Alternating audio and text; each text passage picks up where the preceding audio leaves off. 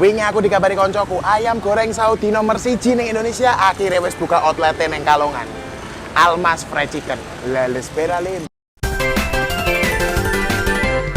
Lah iki saya tak pesan paket family oleh 4 chicken mix, regane 70.000, ana juga sing tambah french fries. Regane dadi 76.000. Lah iki ayam sing original, langsung beo, rasa kesuwentasan faviku, rasa bakso sos. Urusane jel, bismillahirrahmanirrahim.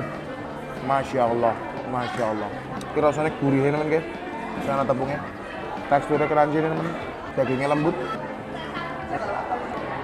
Lagi ayam Saudi, dagingnya kandele. Bismillahirrahmanirrahim. Masya Allah. Anget dek rempahnya kayak kerasanya teman guys. Sing Saudi ini kerasa banget rempahnya. Yang sing original ini crunchy, dominan rasanya gurih. Gue sama-sama sampai jajal Almas Chicken ini. Lokasinya nang Jalan Agus Salim, Kota Pekalongan. Nek sampean ngerti lapangan Soro Genen, lagi persis ning sak kulone lapangan Soro Genen.